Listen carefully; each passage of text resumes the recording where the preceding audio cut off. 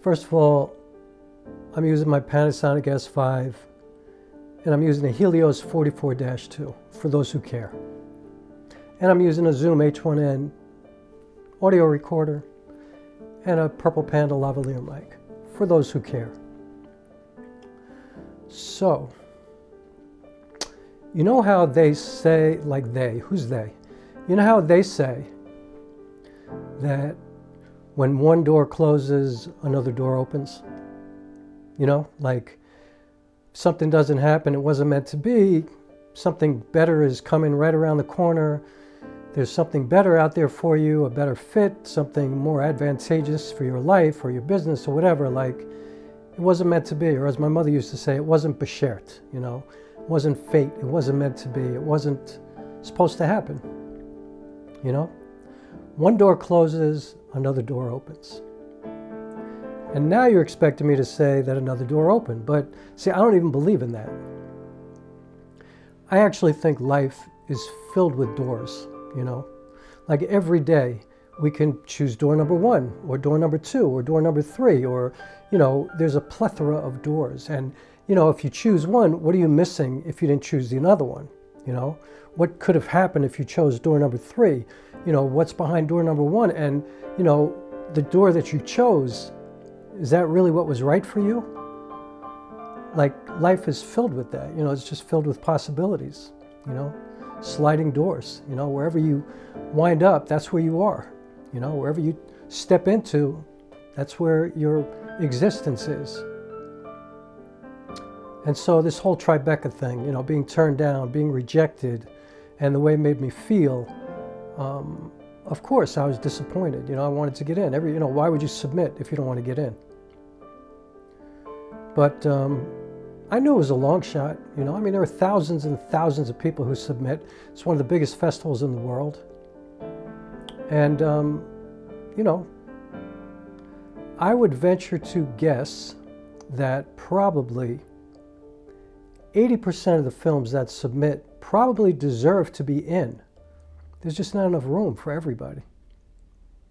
And what makes you stand out, you know? Like, what separates the winners from the losers? You know, the acceptees from the rejectees. Like, what is the difference, really? It's just a small amount of people's opinions, you know, like the judges, the panel, you know, whoever is deciding who's going to get into this festival. That's the difference, you know. It resonates with these people. And if your film didn't resonate enough with them, or, you know, and I'm sure they had to make some difficult decisions, but what really separates you? Because generally the things that separate you have nothing to do with the actual heart of the matter. Like, I remember once my mother told me this story, that when she was a teenager, she used to tell me that she always got every job that she went in and applied for. Every job. If she had an interview, she got the job. Because she always found something to do that would make her unforgettable. And she told me this one story where she went in, she did this interview with this guy at this company, and she left her umbrella there. And so she left, and she left it there on purpose, because that way she could call back and then have to go back. And she said, and he would remember me. And she got the job.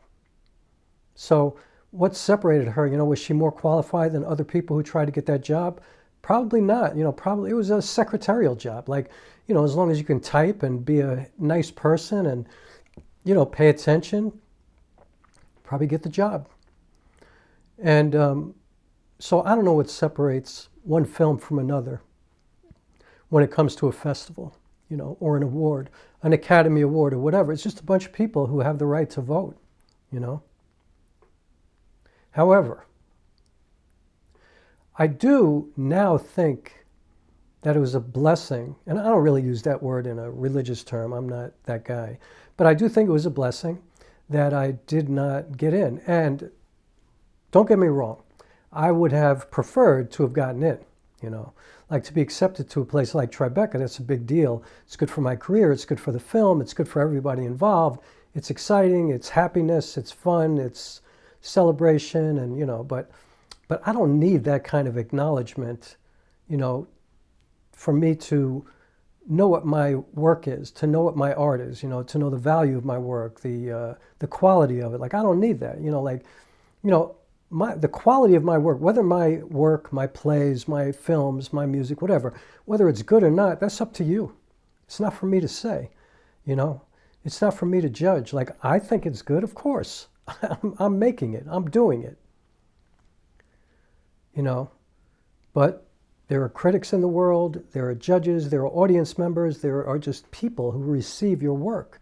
And as I often say, some people like John Coltrane, some people like Metallica, you know, some people like Willie Nelson, and some people like, you know, Christina Aguilera. I mean, people like different things. People like Pavarotti or people like Al Green. I mean, people have different taste. And that's cool, you know, that's fine. So yeah, I would have loved to have gotten in. It would have been fun. It would have been amazing, you know, and it would, my hometown, you know, and it would have been great. But let me tell you about something that happened a couple of months ago, before all of this. I made a video about a DCP file because I was thinking if I did get into Tribeca, I needed a DCP file because they require that, which means a file that allows your film to be played in a theater. It's different than just making a .mov or an MP4 or whatever, a ProRes file. It's a DCP. It's made for surround sound, and you know, it's just different. It's much, much different.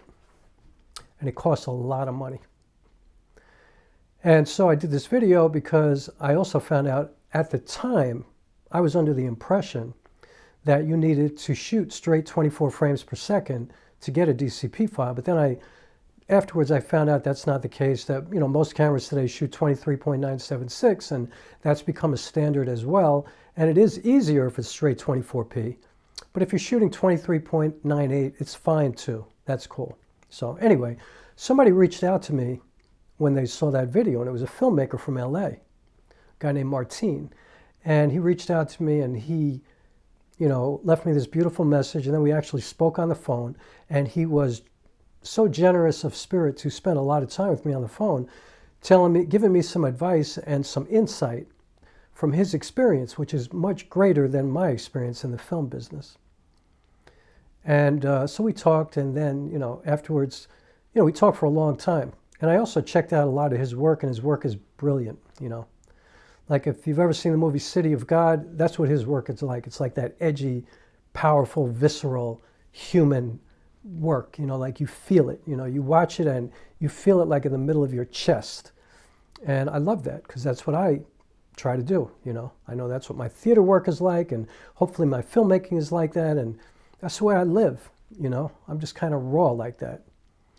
So anyway, we spoke, and he said to me, well, actually, so I offered for him to watch my film. He said, oh, absolutely.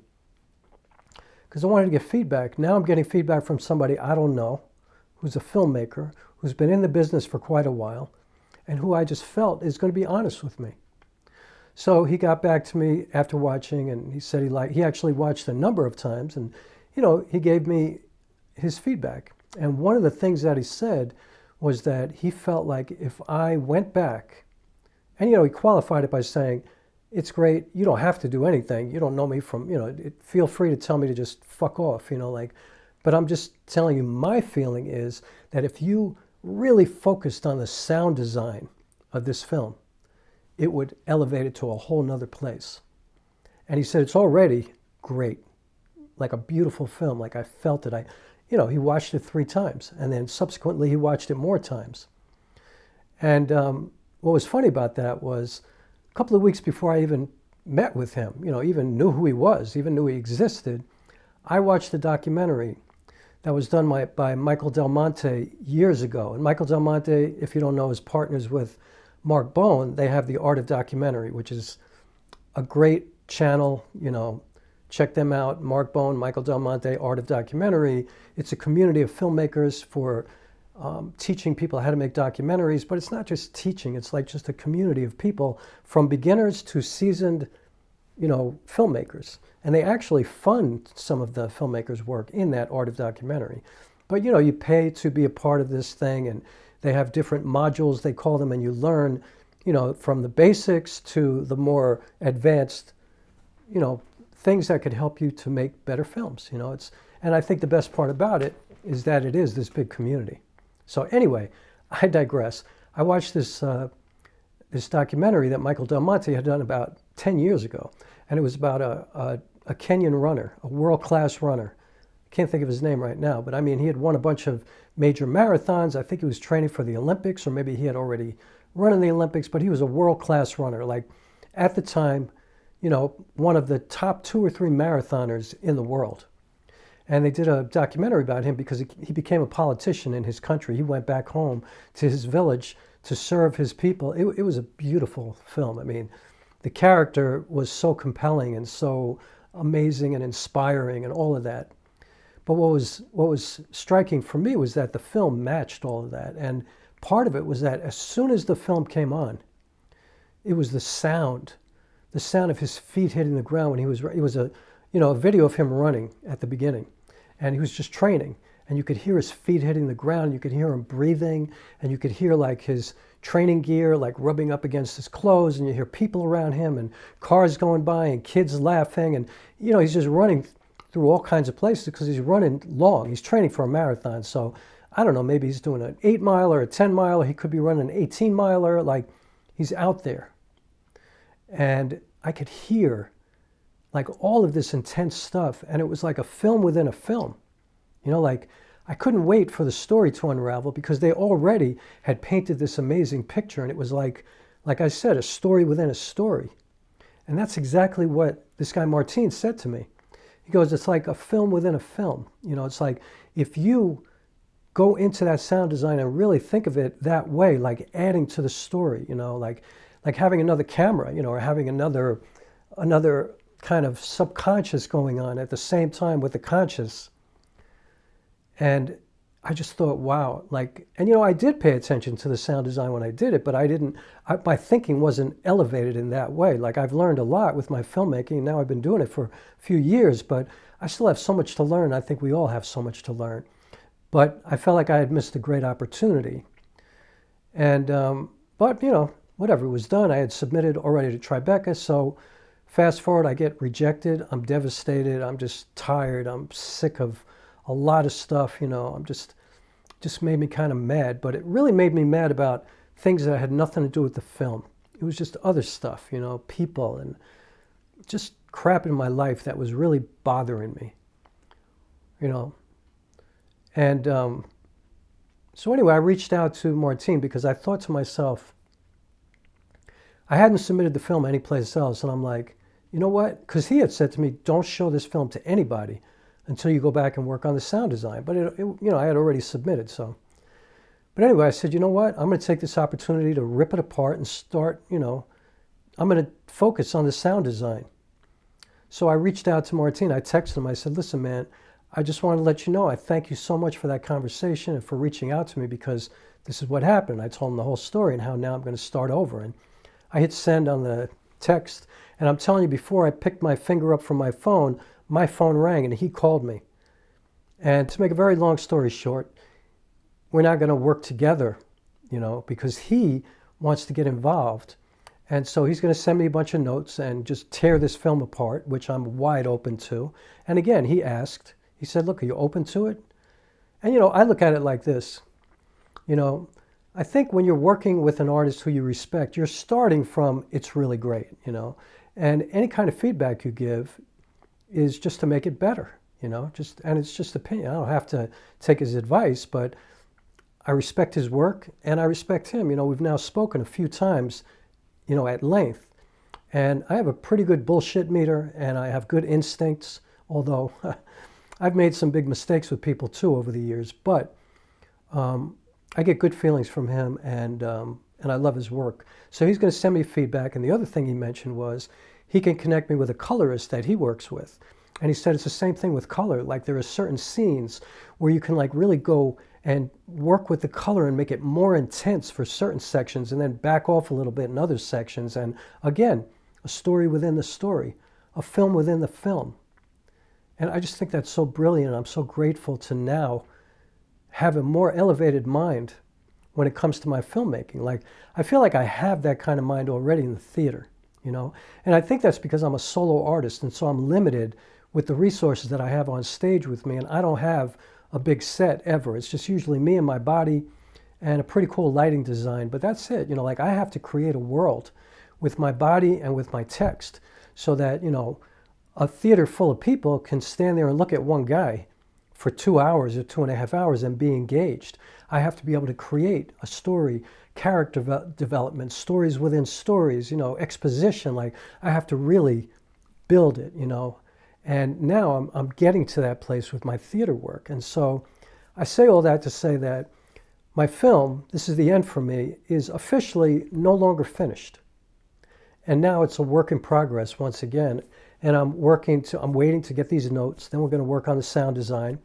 I'm also starting a big GoFundMe because I am so tired of having amazing artists, magnificently gifted, talented artists work for me for less than they're used to being paid. Like I hate it, you know? And so on this film, a lot of that's already done. But I'm going to try to raise as much money as I can so when I get with the sound designer and the colorist that I can hopefully, I don't know, you know, maybe I'll raise nothing. Who knows? You know, I've had successful fundraisers. I've had fundraisers that have gone nowhere. And actually, I couldn't even have finished the editing for this film if I didn't do a fundraiser because my computer crapped out on me. I had to buy a Mac. So, you know, I don't know, that might hurt me in doing this fundraiser, but I think it's all part of the process. And, you know, I've spent, you know, people consider like $500,000 or $1.5 million like nothing, no budget for a film. And I've spent nothing. You know, I raised about $5,000 to get the computer that I needed. But I've raised nothing. So I'm going to try to raise a significant amount of money because I want some top-notch sound design people and colorists. And I want to honor the film. And also PR, marketing, the most, like, equally as important as making the film and creating this story. And this story is about mental health and, you know, that fine line between resilience when you're going through life things, resilience and suicide. And so many people have gone through it, but nobody wants to talk about it, you know? I actually tried to screen the film in a library, and they find this complicated, you know, everybody's like, oh, you know, that subject matter. That subject matter, like suicide? This is not porn, you know what I mean? This is something that people go through and consider, you know? And I've lost so many people who've taken their own lives. So again, I digress.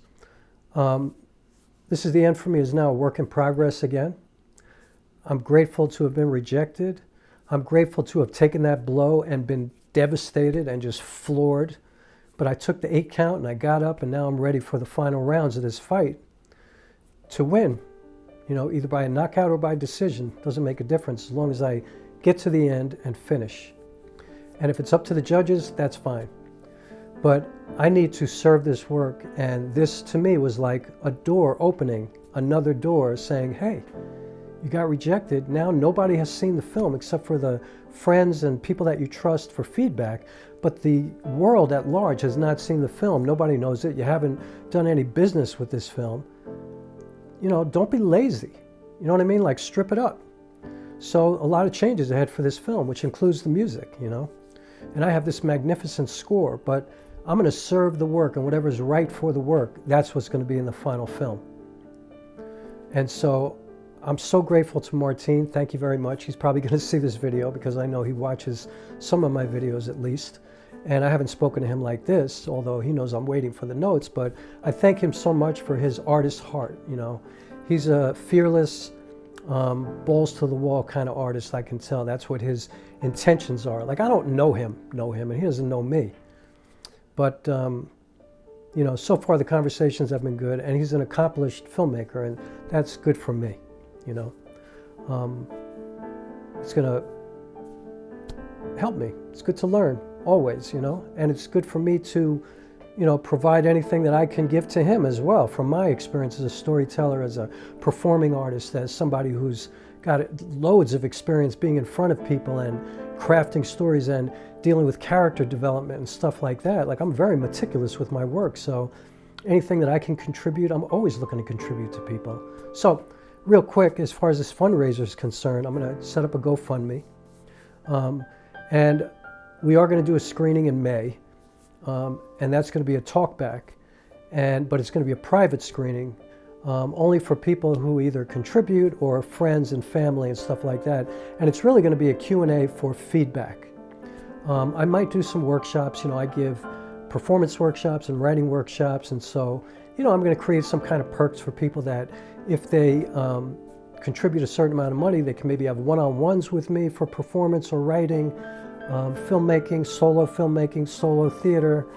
I'll figure it out. But the bottom line is, I'm looking for producers who are willing to put significant amount of money in to make a film that they feel is worthy to be made, to maybe wind up, who knows, at HBO or Netflix or Showtime or the Stars Network or somewhere like that in a big theater. Maybe we'll get a theatrical run. Maybe it'll get picked up and licensed by a studio, like who knows. But I think we have the bones right now. We just have to build the muscles and the connective tissue and all the tendons and the ligaments. Like, we have to build it up. So we have to throw in all the good nutrition. It's got 95% there. It's 95% full. But now that extra 5%, and this comes from Martine, that extra 5% is what it should push it over the edge. And if not, I already have a film that I'm really proud of. And, I felt good enough to put it out there now. I have no problem with going through this process. And if it doesn't work, it doesn't work. But what have I done? I've learned, I'm better for the experience, I've grown. And then I'll just go back to where it was and put it out there. Because personally, I think it's worthy for HBO right now. But I'm wide open to it being better, And honestly, even though I feel like it's good enough, and also I'm the kind of artist who believes it's very important to finish a project, because you can always make it better. You can always find different things to tweak and fix and adjust and change, but at some point you have to finish and move on to another project. You have to continue to evolve. And so I finished, but now I'm not finished, and we'll finish again, But I have no problem moving on to another project and feeling like this is done, even though I might feel like, I could have done this or I could have done that. So I'm using this experience because of everything that's kind of collided and happened at the same time, where I got rejected. Martine came in, talked to me about it. I had my own feelings and thoughts. I've had some really mixed feelings about a lot of the stuff in the film that I think might not belong there. So I'm really excited for this, and I'm grateful to have found my resilience again, because I'll tell you, for a couple of days I couldn't even talk to anybody. I had nothing. My strength was down. I was depressed. I was sad, but I allowed myself to feel those feelings, because I think it's really important to allow yourself and to acknowledge that you're disappointed. I put everything into my work. I dedicate my whole life to this. I don't have much else in my life. I don't have a well-balanced life, for sure. And so when I get rejected, which happens all the time, I submit for grants and things like that. That's one of the things you have to do as an artist, is to deal with rejection, deal with disappointment, deal with, being discouraged. People, coming from all different angles. Some people telling you you're the greatest thing that ever lived, and other people thinking you ain't shit. You have to find it within yourself to continue to move.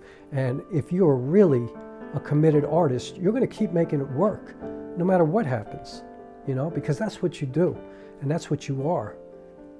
I've said in many interviews over the years, making art is not so much what I do, it's who I am, it's what I am. I can't help it. Like, every morning I wake up thinking of stories. What can I tell next? What can I dive into next? What can I completely immerse myself in for the next 60 years?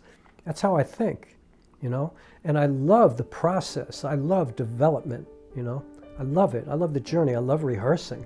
I love working. I love being in the middle of a process and thinking, how am I ever going to memorize this? 2.5 hours of words, 260 pages.